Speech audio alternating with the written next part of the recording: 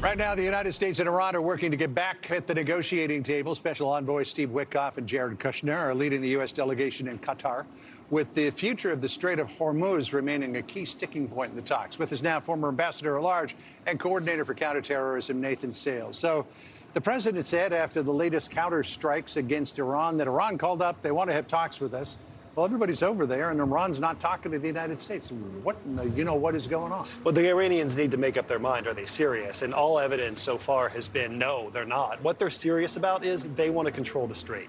And that's an absolute non-starter for the United States. This is an international waterway. This is not a private toll road for the IRGC. So the United States has been absolutely clear that the Gulf needs to be open for business. The strait needs to return to its pre-war state where it's freedom of navigation. That's a basic principle of American foreign policy for 250 years. Freedom of navigation. The Iranians don't get to hold hostages. But that's been the message on the part of the United States throughout this process. So what needs to change or give at this point in the process? I think leverage. The key to this is coercing the Iranians into behaving properly and not lashing out the way they've been doing. And right now, the Iranians think that there's a little bit of opportunity for them to try and drive wedges between the United States and Gulf allies, or to try and see what they can get away with. They're testing us.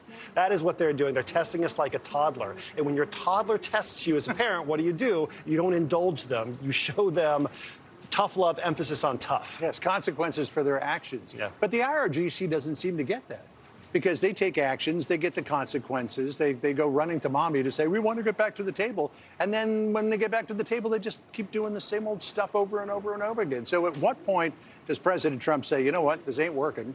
Let's go back to the way we were doing it before. Make sure that everybody's okay first. Make sure China's got enough oil reserves that their economy doesn't tank. Make sure that our Gulf allies are in a pretty good position to get oil out, maybe through pipelines in Saudi Arabia. And then just go after the IRGC and say, you know what, you're done. Yeah, that may be where this ends up, John. I don't think we're there yet. I think the president and his team are still willing to give diplomacy a chance. But at a certain point, you have to say... But to what end? Yeah. Because this just keeps going around the circle into nowhere. Well, as we saw over the weekend, the Iranians lashed out and took a shot at shipping going through the strait.